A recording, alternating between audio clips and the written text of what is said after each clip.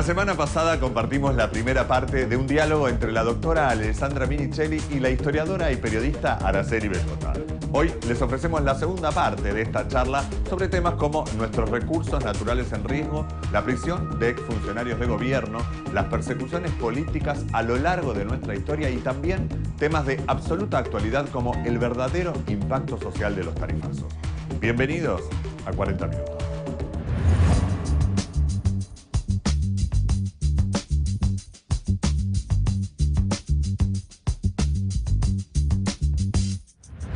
Es lo que estamos viendo. Vos fíjate estas terribles modificaciones al sentido común. Que vos vas a una persona y decís, che, ¿cuánto te están cobrando de luz? Y te dice, 800. Che, qué caro. Bueno, pero tenemos que pagarlo. ¿Y por qué tenés que pagarlo? ¿Está mal? ¿Qué es lo que estaba mal antes y ahora se hace bien? O sea, hay también... Además también hay un punto ahí de mucha hipocresía, ¿no? Sí. Porque digo, yo creo que fue en 2011, no me acuerdo. La entonces presidenta Cristina Fernández de Kirchner pidió que los que pudieran renunciaran al subsidio. 2008. ¿2008? En el 2008 ya se abrió el registro, que era un planteo desde la responsabilidad individual. Empezó así.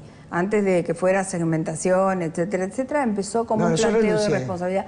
Mucha gente renunció y se le hizo efectiva la renuncia. Yo renuncié. Muchos otros de los que se rasgaban las vestiduras en los medios de comunicación no renunciaron y siguieron cobrando yo creo que tenía tarifa subsidiaria. Te daban un número, renunciaba. Sí, te daban un número. Creo que tenía el número 40 y pico. Sí, sí, sí.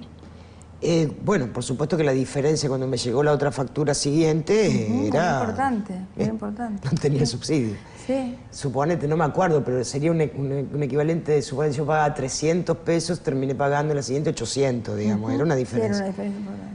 Cuando cambia el gobierno, qué sé yo, y este gobierno dice... Importante, pero siempre manteniéndose, y esto sí hay que reconocerlo, en términos de renegociación de los contratos de los servicios públicos con tarifas aplanadas. No, y además con porque sueldos... nadie iba a permitir en un Estado muy presente, como era el de la gestión anterior del modelo social nacional, que las tarifas se dispararan a precios internacionales. Además tenemos que combinar eso con paritarias que siempre superaban la inflación, digamos. Entonces vos sabías que lo ibas a poder pagar. Sí, que no te iba a impactar tan confiscatoriamente en tus ingresos. Pero bueno, lo cierto es que cuando cambian las autoridades, vienen estas y dicen, se acabaron los subsidios, yo dije, bueno, a mí no me va a afectar mucho porque yo renuncié. No solamente sacaron los subsidios. No hubo renuncias y aumentos. Hubo unos aumentos enormes. Injustificados. Yo pagaba, como te dije antes, 800 pesos por bimestre. Ahora pago más de 1.500 por mes. Entonces, y vivo sola. Sí, claro. Que yo sepa, los perros y los gatos no prenden la luz. Claro. Entonces digo... no solamente quitaron los subsidios, sino que además aumentaron exponencialmente. Además devaluaron, además impiden las paritarias, además ponen techo en las paritarias que se hacen. Bueno. Además no informan, porque aparte de eso yo el otro día estaba escuchando un debate con el tema de la modificación tarifaria en Córdoba, donde la mayor exigencia que había por parte del auditorio era informen, ¿cuál es costo? ¿Cuál es precio? Bueno, no logramos ¿Qué es lo saber. Que remunera el prestador? No logramos saber cuál es el precio del gas. Ingreso en favor del prestador privado del servicio público y a su vez transferencia de recursos fuera del país. O sea, nosotros, cada uno de nosotros, dándole una parte muy importante de nuestros ingresos a un prestador de un servicio público y el dinero saliendo del país, fuga de divisa. No hemos logrado saber todavía cuál es el precio de boca de pozo del gas. Bueno, sí, lo sabemos y no lo cuentan. Bueno, pero te quiero decir, lo hemos preguntado en las audiencias públicas. Bueno, justamente falta de acceso a la información. Se le preguntó al ministro y el ministro dijo, no puedo dar esa información. Sí. ¿Cuál es el misterio? Pero digo, ¿por qué le puedes dar esa información? Digo, ¿cómo sabemos de dónde, cómo se arma el precio? Entonces digo, todo esto es como, se va haciendo como un combo, ¿no? Y que me da la impresión que es necesario que se rectifique el rumbo. No para que tenga éxito o no éxito un gobierno, que la verdad me interesa nada, sino para que podamos vivir mejor. Digo, no merecemos eso. No sé cuál es la fiesta de la que hablan, teníamos derechos, eso es todo. Sí, había reconocimiento de derechos y ejercicio de derechos, claramente.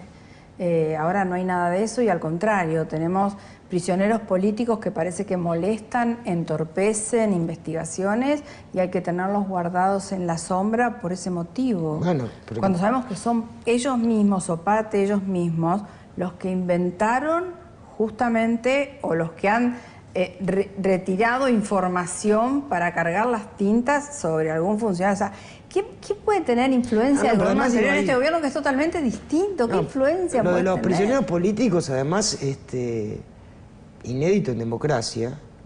Sí, inédito en democracia. Sí. Nos habíamos olvidado de que era eso. Claro. Sí, encarcelar a la gente por las dudas. Nos habíamos olvidado de lo que era eso. Sí. Pero además sin respeto del debido proceso. Absolutamente. Quiere decir que si... Sí, es como hacerlos desaparecer, pero en vida. Claro, pero digo, sabemos quiero que decir... está escondido allá y no puede ejercer pero es tan peligroso como persona esto, o como funcionario. Que alguien que se quiera vengar de vos por alguna razón... Te meta preso. Hace una denuncia, un fiscal la agarra, el juez la acepta y te mete preso sin preguntarte nada. Nada. Bueno, esto es muy grave. Sí. Y después, además, cuando te tienen adentro por las dudas, aún sin que se haya desarrollado juicio alguno y demás, te van inventando causas. Sí, claro, para sumarte seguir, más y agravar tu situación procesal. Bueno, esto es lo que pasa con Milagro Sala en Jujuy, pasa con Julio Devido acá en Marcos Paz, pasa con... Sí, pasa con el intendente Pérez Osuna, o sea, porque llegan a largar algunos de ellos y se habla una con los compañeros y las compañeras de Milagro Sala también en Jujuy. A todo el equipo. Y cuando vos mirás alrededor de estas personas, decís, qué casualidad, ¿no? Porque hay intereses que tocan estas personas, tocaron estas personas, digamos. Caso de Milagro Sala, bueno, el tema de la construcción, y también con ¿no? mucho oportunismo, ¿no? Porque ellos venían en una construcción del vale todo, como hicieron con el Correo, que ocultamente en junio del 2016 se estaba la familia del presidente recobrando una deuda, que según ellos era una deuda, y hay que ver qué tan legitimada estaba y está realmente cuestionada. Y de golpe, cuando todo esto estalla, es cuando ellos empiezan a perseguir a gestores del anterior gobierno, sí, por además, su función política. Mucho oportunismo porque aparte, en el caso particular también de Julio Devido, fue en un momento político muy particular donde había mucho condicionamiento también en el Poder Legislativo. Estaban muy condicionados todos. Ahora vos fíjate además que hay cosas inéditas. Viste, bueno, yo me dedico a la historia, en el presente de la historia. En hacer esas busco para tratar de comprender, a ver si hubo casos anteriores. Vos contás de los juicios de residencia muy bien eso. Claro, los juicios de residencia eran juicios que se hacían a los funcionarios en los tiempos de la colonia. ¿En qué consistía básicamente? Que un funcionario terminaba su gestión y no se podía ir del lugar hasta que era revisada su gestión. Sí, era como una suerte de evaluación de la ejecución presupuestaria. Claro, y entonces, bueno, se podían presentar otros funcionarios o damnificados, ciudadanos que creyeran que los habían damnificado, etcétera. Se hacía esa suerte de juicio y cuando terminaba, bueno, ya podía ocupar otro cargo o irse o lo que fuere, y si tenía alguna culpa, la tenía que pagar. Pero se hacía todos por igual. Sí. Claro. Salvo, vos fíjate que ¿quién fue que inauguró sumar los juicios de residencia con la persecución y el odio político? La primera junta. Claro. Fue Saavedra, cuando se produce el choque entre Moreno y Saavedra, que ganan los saavedristas, y que justamente vos fijate que había ahí. Y Moreno decía, por ejemplo, en su plan de operaciones que el Estado debía intervenir para producir, para generar producción que pudiera dar trabajo la presencia del Estado, a la mayor cantidad de gente posible, y pensaba en todo el virreinato del Río de la Plata con esto, ¿no? Le decían, ¿de dónde va a sacar la plata? Y dice, bueno, es preferible que 500 mineros del Alto Perú, 500 mineros se enojen a que millones mueran de hambre. Claro. Vos fíjate, ya estaba hablando de impuestos, ¿no? Bueno, finalmente pierde esa fracción, gana la de Saavedra, que estaba ligada a la burguesía local y sobre todo ligada al ya incipiente comercio con Gran Bretaña, etcétera, etcétera. Claro. El negocio, digamos. Sí, al granero del mundo. Bueno, se produce este choque y ¿qué hace Saavedra? Persigue a todos los morenistas. Claro. Las cartas de Guadalupe Cuenca, Moreno, que ya Moreno había muerto en el viaje y ella no lo sabía. Claro. Entonces le va escribiendo y le va contando. Le cuenta cómo persiguen a tus compañeros solamente porque son tus amigos. Claro. Castelli estaba en el Alto Perú. Lo hicieron venir justo después de que había celebrado el aniversario del 25 de mayo y le había prometido a los aborígenes devolverle sus tierras. Claro, claro. Lo hacen bajar, llega a Buenos Aires, lo encarcelan, él no sabe por qué está preso, está enfermo, descubre que tiene cáncer de lengua, pide estar libre, no lo dejan estar libre, le ponen entre unos jueces uno que había sido muy cercano a Liniers, y además Moreno había ordenado, Castelli había ejecutado la orden de fusilamiento a Liniers, recusan al juez, bueno, aceptan eso, Rivadavia ya estaba en juego ahí, le aceptan eso, pero lo dejan preso. Bueno, el hombre se murió en la cárcel sin saber de qué se lo juzgaba. Claro, claro. Si querés acceder a los mejores contenidos, entrevistas, informes y novedades sobre responsabilidad social, conectate a www.responsabilidadsocial.tv. Ya salió Fonres RS, revista mensual dedicada a la responsabilidad social empresaria. En este número, ludopatía, cuando jugar hace daño, una problemática pública, privada y personal. Con la editorial de la doctora Alessandra Minichelli, Morder el anzuelo, qué son y para qué se usan los trolls, y mitos y realidades sobre un tema muy actual, ecocidio. Además, como siempre, la mejor información sobre contenidos socialmente responsables. Fonres RS. Conseguila en nuestra página web www.fonres.com y recibila de manera gratuita todos los meses en tu mail. Araceli Bellota recorre permanentemente el país ofreciendo charlas en las que vincula la actualidad política, social y económica con momentos y procesos de nuestra historia. La acompañamos en uno de estos encuentros y extractamos su relato de un mensaje de Evita sobre la unidad del peronismo y las amenazas del movimiento.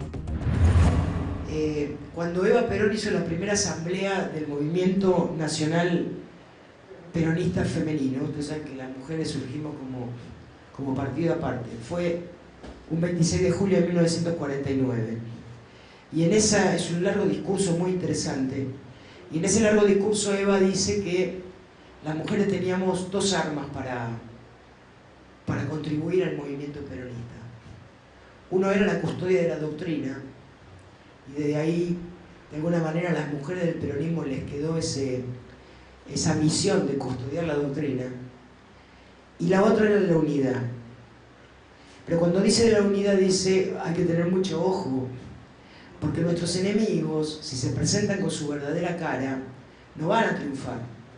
Entonces lo que van a tratar de hacer es de aproximarse lo más posible a nuestros anhelos y a nuestros objetivos de revolución, para desde adentro tratar de abortar la revolución peronista.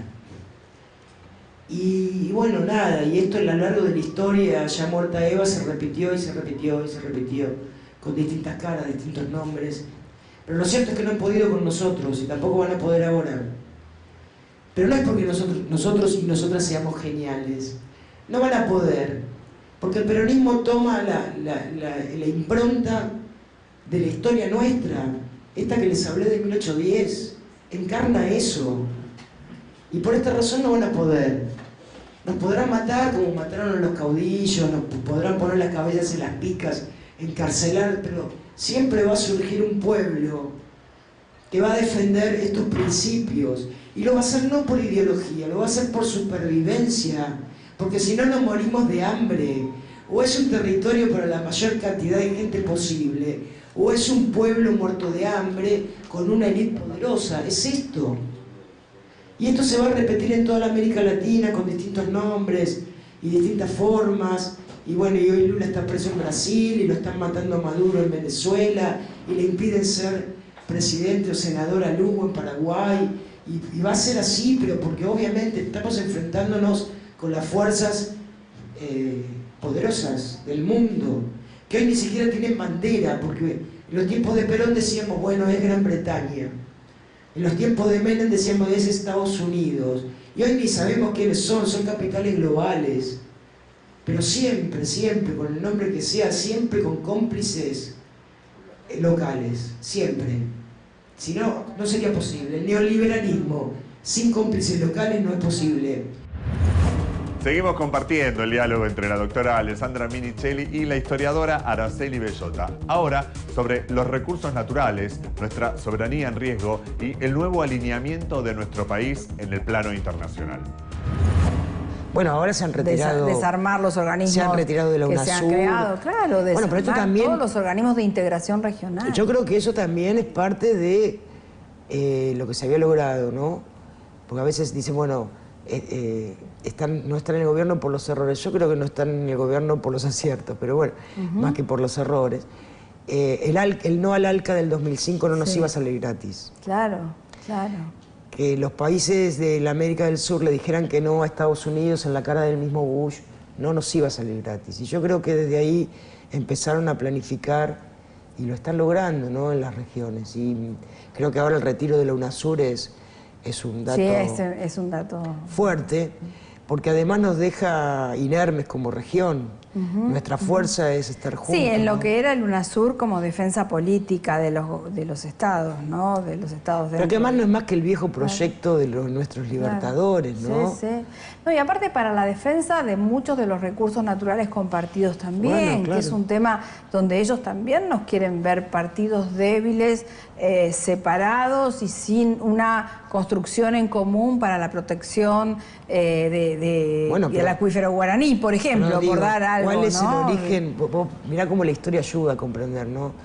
¿Cuál es el origen de la cantidad de paisitos en que se convirtió el viejo virreinato, ¿no?, del Río de la Plata? Y el origen, en cada división de estados la vas a encontrar a Gran Bretaña atrás. Claro. Porque era el imperio del momento.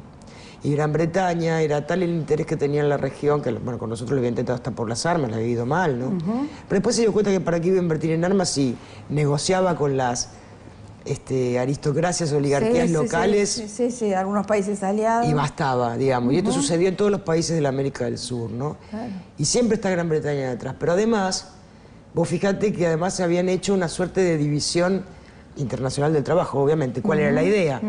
De acá se llevan la materia prima a bajo costo, lo vuelven manufacturada a costo mucho más alto. Y nos la vuelven a vender. Pero habían dividido los países de América Latina por especialidad. A Argentina y el Uruguay le tocaban las vacas, el cuero, el trigo. A Chile le tocaba el cobre, el estaño. A Ecuador le tocaba el cacao.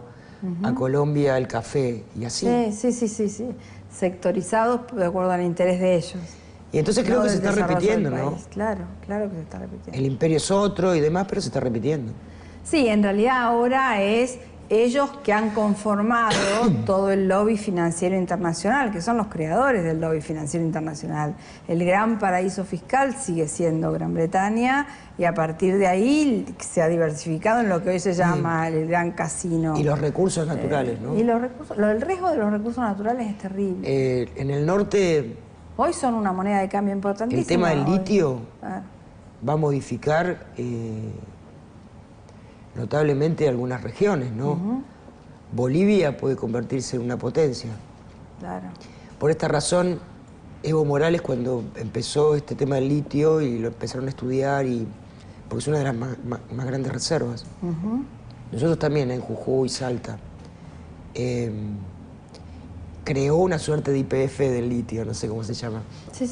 Una empresa estatal. Una empresa para poder explotar, para proteger, explorar y explotar, porque todavía la exploración está incipiente. Y creó eso para proteger ese recurso porque sabe que puede convertir a Bolivia en... Sí, y no solo a Bolivia, al norte de nuestro país también. Claro, bueno, pero en el norte de nuestro país, fíjate lo que está sucediendo. Las tierras están comprándose incluso en manos extranjeras. Sí, se está así. Entonces es una diferencia enorme, pasa lo mismo en el sur. Claro. Todas las zonas de recursos naturales hoy están en manos de extranjeros. Y bueno... Se está facilitando que eso pase. Y el tema es que justamente lo que tenemos que darnos cuenta, que además no es por nosotros, porque ni siquiera nos va a afectar porque nos vamos a morir. Por los que vienen, por las generaciones que vienen, ¿no? Resguardarles un territorio que además es muy rico y nos lo merecemos y tenemos la capacidad para poder explotarlo y tenemos la capacidad para poder desarrollarlo y vivir mejor, de eso se trata. Sí, sí, sí. Y no está sucediendo y creo que esto por ahí no hay mucha conciencia porque bueno, como uno vive lejos de estos lugares no se da cuenta, tampoco mucha gente sabe qué es el litio ni para qué sirve.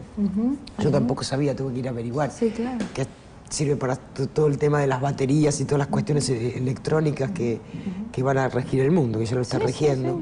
Sí, para la construcción de computadoras. Y que es muy difícil encontrar. No hay muchas regiones con esto. Que tengan reserva de litio tan nosotros lo importante tenemos, como... y Bolivia lo tiene, en América del Sur, y después no me acuerdo qué otros países, pero no son muchos. Sé esto. Y me parece que esto tenemos que tomar conciencia, ¿no? Que otra vez se repite la vieja historia de el imperio aliado con las oligarquías locales que con tal de hacer negocios venden, no importa si después... Sí, sí, se olvidan del hombre. Bueno, se y esto está sucediendo como el centro otra vez. Claro. Y esto, bueno... Y todo el que está pensando en la economía con rostro humano está pensando mal para ellos. Sí, en verdad, bueno, yo me dediqué a leer bastante los discursos del presidente y algunas declaraciones, ¿no? Y es notable que él siempre habla de revolución cultural. Claro, sí, es el cambio del sentido común, no es revolución cultural. Es que, ¿qué forma modifica el sentido común de la gente? Y creo que en un mensaje de estos días dijo, en esta suerte de cadena nacional encubierta, ¿viste? Que hay una porque nueva... no les gusta la palabra cadena nacional. Bueno, pero dijo, somos la generación que vino a cambiar a la Argentina para siempre. Y vos sabés que esto es un viejo anhelo, desde el 1853 en adelante, que lo concretó muy bien la generación del 80, de borrar todo aquello que fuera popular. Sí, sí. Hoy le dicen populista. Sí, vestigios de cultura, digamos. Y en el siglo XX esto se repitió con Irigoyen. Mirá qué notable, Irigoyen también cuidando los recursos naturales, ¿no? Con el tema del petróleo, YPF. Sí, la verdad. En el incipiente surgimiento del petróleo, ¿no? Yo siempre explico que el petróleo a fines del siglo XIX se tiraba porque no servía, ¿para qué iba a servir? Se usaba solo una parte para la iluminación, todo el resto se tiraba con el automóvil y todo esto, hoy los aviones, bueno. Sí, se empezó a aprovechar el cinto, se refinaba, etc. Hizo una explosión y bueno, nosotros teníamos petróleo y Irigoyen lo protegió, lo voltearon. El peronismo, bueno, lo mismo. Y siempre hubo desde el 1955 en adelante, siempre hubo como una suerte de sueño de estos gobiernos elitistas y oligárquicos que el peronismo desaparezca.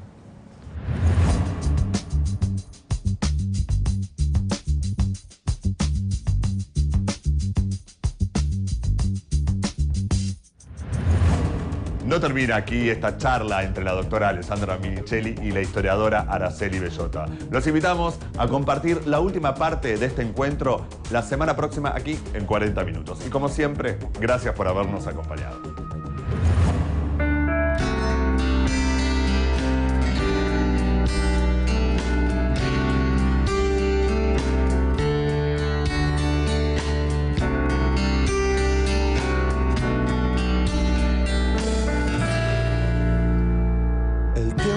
Pasando y nos fuimos conociendo, amabas y sufrías con